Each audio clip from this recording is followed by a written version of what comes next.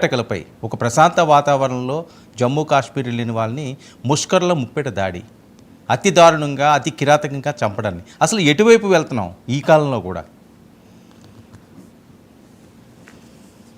మనం ఆధునిక యుగంలో ఎసిమెట్రిక్ వార్ఫేర్ అంటారు దీన్ని. అంటే పెద్ద యుద్ధాలు అక్కర్లేదు, లక్షల మంది సైనికులు అక్కర్లేదు, కోట్ల రూపాయలు లేకపోతే వందల కోట్ల రూపాయలు ఆయుధాలు అక్కర్లేదు. కొంతమంది ముష్కరులు, ఉగ్రవాదులు ఈ ఇంటర్ కనెక్టెడ్ ప్రపంచంలో, చాలా సున్నితంగా ఉన్న ప్రపంచంలో చాలా తేలిగ్గా సమాజంలో అల్లకల్లోలాన్ని సృష్టించగలరు. అందున ఏమవుతుందంటే కొవ్వొత్తి ఎప్పుడైతే వెలుగుతూ ఉన్నప్పుడు ఆరిపోయే ముందు బాగా వెలుగుతుంది చెప్తారు. అట్లాగే ఉగ్రవాదాన్ని మనం కఠినంగా అణిచివేసే ఏర్పాట్లు చేసి అంతమవుతుంటే అప్పుడప్పుడు మళ్ళీ మేము ఉన్నాం అని ఊరికి చాటుకోవడం కోసం, అంతర్జాతీయ సమాజ దృష్టిని ఆకర్షించడం కోసం ఇలాంటి ప్రయత్నాలు జరుగుతాయి.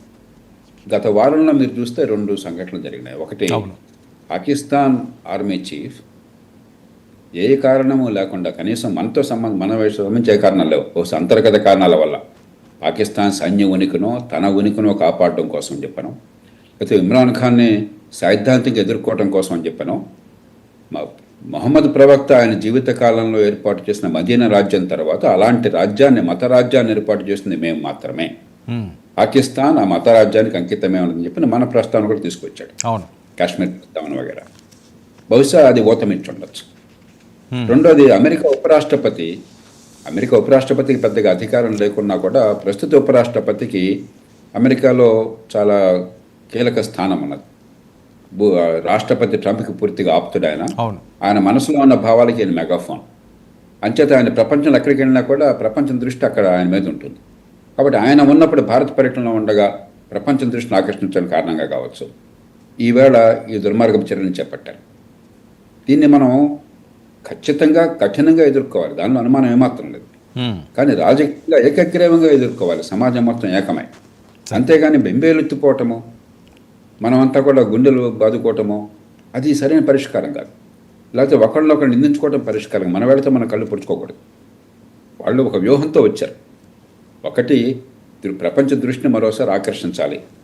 2, కాశ్మీర్లో ప్రభావాన్ని కోల్పోతున్నారు. 370 నిర్మూలన వల్ల అక్కడ ఆర్థికంగా పెట్టుబడులు పెరగడం చేత, టూరిజం పెరగడం చేత అక్కడ ప్రజలు భారతదేశంలో అంతర్భాగంగా ఉంటూ ఉన్న లాభాన్ని మరింత బాగా బలంగా గుర్తించడం చేత ప్రభావం కోల్పోతున్నారు. ఈ నేపథ్యంలో వాళ్ళు ఒకసారి ఉనికిని చాటుకోవడం కోసం చేశారు. కాబట్టి వాళ్ళని పూర్తిగా అణిచివేసేందుకు అన్ని ఏర్పాట్లు చేయాలి. అంతేగాని మనం ఏదో పూర్తిగా నాశనం అయిపోయిందన్న భావాన్ని మనం వ్యక్తం చేయాల్సిన అవసరం లేదు. ఖచ్చితంగా ప్రభుత్వం చేపట్టిన చర్యలు 370 నిర్మూలన కానీ, లేకపోతే అక్కడ పెట్టుబడులను ప్రోత్సహించే ఏర్పాట్లు కానీ, వలసలను ప్రోత్సహించే ఏర్పాట్లు కానీ, పుట్టాడా మరో దేశంలో రాష్ట్రంలో పుట్టాడా తేడా లేకుండా దేశంలో అందరూ పౌరసత్వం ఒకటే ఉందన్న విషయాన్ని గుర్తింపు చేయడం కానీ, ఇవన్నీ సరైనటువంటి చర్యలు. దాన్ని కొనసాగించాలి. అదే సమయంలో పాకిస్తాన్ లోపల అక్కడ ఆర్మీలో కొన్ని విభాగాలు కావచ్చు, ఇంటెలిజెన్స్ కావచ్చు, కొన్ని రాజకీయ శక్తులు కావచ్చు, వాళ్ళు ఖచ్చితంగా మనకు వ్యతిరేకంగా వచ్చేస్తున్నారు నిరంతరం. అందులో వాళ్ళు కూడా వాళ్ళ మీద దృష్టిని ఆకర్షించకుండా మన మీద దృష్టి పెట్టేందుకు చేయడం కూడా ప్రయత్నం చేయొచ్చు. పాకిస్తాన్ ఆర్థిక సంక్షోభంలో ఉన్నది. ఇమ్రాన్ ఖాన్ జైల్లో పెట్టి దానికి దేశంలో ఆ భారణ ప్రజాదరణ ఉన్నది.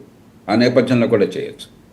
కాబట్టి మనం దృఢంగా ఎదుర్కోవాలి తప్ప మనం ఒకరి మీద ఒకరు నెపమనుకోవటం కాదు, మనం ఆత్మస్థైర్యాన్ని కోల్పోవటం కాదు, అనవసరంగా యుద్ధోన్మాదానికి వెళ్ళటం కూడా కాదు. అమెరికా లాంటి బలమైన దేశమే 9/11 తర్వాత 2001లో మరి ఆ ఆగ్రహంతో స్పందించగానే ఎంత నష్టం జరిగిందో మీరు చూశారు. అవును, ఆఫ్ఘనిస్తాన్ దాడి అనివార్యమైనా కూడా చేసిన తీరు వల్ల నష్టపోయారు. ఇరాక్లో దాడి పూర్తిగా అనవసరమైంది. అనవసరంగా దాడి చేసి అప్రతిష్ట పాలైనారు. బహుశా ఒక రకంగా అమెరికా ప్రపంచంలో ప్రభావాన్ని కోల్పోవడానికి కీలకమైన కారణం ఆనాడు చేసిన దుందుడుకు చర్య. మనం కాబట్టి చాలా ఆచితూచి స్పందించాలి, ఆఘవంగా స్పందించాలి. ఆచితూచి స్పందించాల్సిన అవసరం అయితే ఖచ్చితంగా ఉంది. కానీ ఎన్నేళ్ళు ఇది ఒకటి దాడి కాదు, రెండోసారి కాదు, ఎప్పుడు పడితే అప్పుడు ఇష్టం వచ్చినట్లుగా వాళ్ళకి ఎలా నచ్చితే అలాగా వికృతంగా, అన్యాయంగా, అక్రమంగా, దుర్మార్గంగా, అతి కిరాతకంగా, నీచంగా ఇంతమంది ప్రాణాలు బలికొంటున్నారు అంటే అది మనం మంచితనం అనుకోవాలా, చేతకానితనం అనుకోవాలా? ఎందుకంటే కోట్లాది మంది భారతీయులు అడుగుతున్న ప్రశ్న ఇది. వర్మ, ఇది మంచితనమో కాదు, చేతకానితనమో కాదు, ఎసిమెట్రిక్ వార్ఫేర్.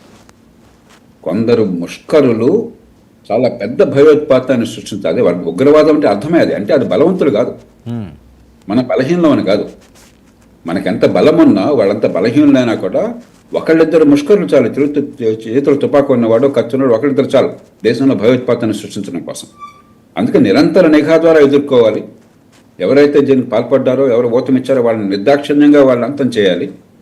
అదే సమయంలో కాశ్మీర్ సమాజంలో దీర్ఘకాలంలో పూర్తిగా 100కి 100 మంది, వాళ్ళు 199 మంది భారతదేశంలో అంతర్భాగంగా నమ్ముతున్నారు. కానీ ఇంకా కొందరు ఉన్నారు మూర్ఖులు. కాబట్టి యువత కానీ మిగతా వారు కానీ భారతదేశంలో అంతర్భాగంగా ఉంటేనే మనకి టూరిజం కావచ్చు, ఆర్థిక ప్రగతి కావచ్చు, ఉపాధి కల్పన కావచ్చు, ఆదాయాలు పెరగటం కావచ్చు సాధ్యమవుతాయన్న విషయాన్ని గుర్తించేట్టు చేయాలి. అలాగే పాకిస్తాన్ సమాజంలో అత్యధికుల్ని ఆకట్టుకోవాలి. అదే సమయంలో ఎవరు పాల్పడుతున్నారు, ఎవరు ఒత్తిస్తున్నారు వాళ్ళు అంతం చేయాలి. అట్లా స్పందించాలి తప్ప ఇదే మనం విజ్ఞతతో స్పందించడం అంటే బలహీనత కాదు, బలం. అది మీకు ఎంత బలం ఉన్నా కూడా ఎసిమెట్రిక్ వార్ఫేర్ ఇది బై డెఫినేషన్. మీ బలం మీకు ఎంత సైనిక పాఠం ఉంది, ఎన్ని ఆయుధాలు ఉన్నాయి కాదు, ఒకళ్ళిద్దరు ముష్కరులు చాలు. ఏ సమాజంలో కూడా మీరు ఎంత బలమైన సమాజమైనా కూడా ప్రతి మనిషి వెనకాల పోలీసులను ఆర్మీని పెట్టలేరు. ప్రతి మనిషికి ప్రతి చోట ప్రతి గజానికి ఒక నిఘా మనిషిని పెట్టలేరు. ప్రపంచంలో ఎక్కడ సాధ్యం కాదు. కాబట్టి దీన్ని చాలా ఓర్పుగా వ్యవహరించాలి, ఖచ్చితంగా కఠినంగా వ్యవహరించాలి. కానీ తొందరపాటుతో కాదు, కోపంతో కాదు. మీరు మాటల్లో చాలా ప్రాస వచ్చింది, కోపంతో కసి అంతా కనిపించింది. వాళ్ళకి కావాల్సింది కసే. అందుకనే వాళ్ళు చూసి మరి హిందువులను ప్రత్యేకంగా వేరు చేసి చంపారు. ఎందుకని ఈ దేశంలో ముస్లింలు ప్రపంచంలో 2వ పెద్ద సంఖ్యలో ఉన్నారు. ఇక్కడ హిందువులు ముస్లిం మధ్య తగాదా వచ్చి దేశం అల్లకల్లోలమైతే వాళ్ళ పాపం గడిచిపోయినట్టే, వాళ్ళు ఏం చేయక్కర్లేక మనం దేశాన్ని నాశనం చేసుకుంటున్నట్టు లెక్క.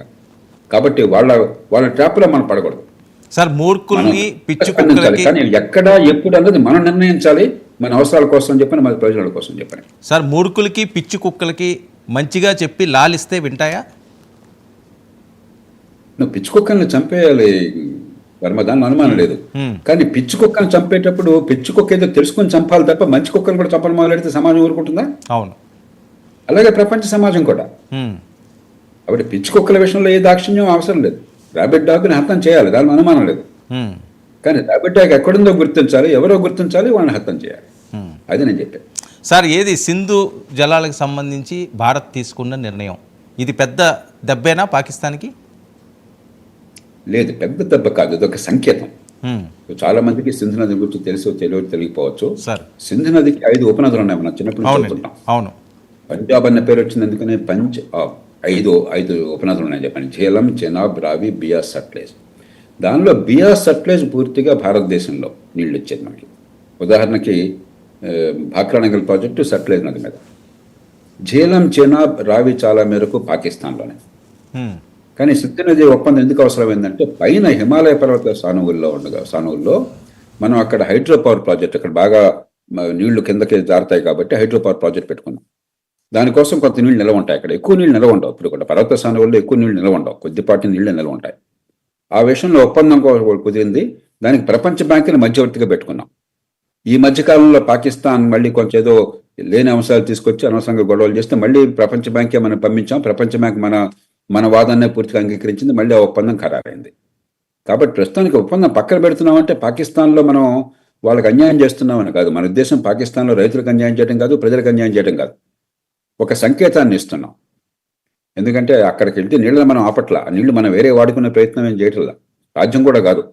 కేవలం కొద్దిపాటి 2-3 టీఎంసీల నీళ్ళని మనం అక్కడ నిల్వ చేస్తున్నాము. దాని నుంచి హైడ్రో పవర్ వస్తుంది. ఆ వచ్చిన ఫ్లో అంతా కిందకి వెళ్ళిపోతుంది. కానీ ఏం చెప్తున్నామంటే గతంలో ఉన్న ఒప్పందాలను కూడా మేము అంగీకరించము. మీకు ప్రయోజనాలు ముడిపడిన జాగ్రత్త, భారతదేశంతో శాంతి ఉండడము, ఈ దేశంలో సమాజంలో శాంతిని కాపాడడము మాకంత అవసరం, మీకు కూడా ఎంత అవసరమో, లేకపోతే మీరే నష్టపోతారు సుమని హెచ్చరించేందుకు మార్గం తప్ప పాకిస్తాన్కి అన్యాయాన్ని మనమేం తలపెట్టట్లా. ఒక అంతర్జాతీయ సమాజానికి దౌత్యపరంగా ఒక సంకేతాన్ని ఇస్తున్నాం. ఈ పద్ధతి సరైనది కాదు అని చెప్పాను. సార్, భారత్ దగ్గరే ఉన్న ఇంటెలిజెన్స్ వర్గాల వాళ్ళ ఎఫిషియన్సీకి సంబంధించి పాకిస్తాన్లో ఎక్కడ ఈ ఉగ్రమూకలు ఎక్కువగా ఉన్నాయి, ఆ స్థావరాలు ఎక్కడ ఉన్నాయి, అవి ఇంకా ఐడెంటిఫికేషన్ అయ్యి ఉండమంటారా? ఎందుకంటే రెగ్యులర్గా ఈ ప్రాసెస్ జరుగుతూనే ఉంది.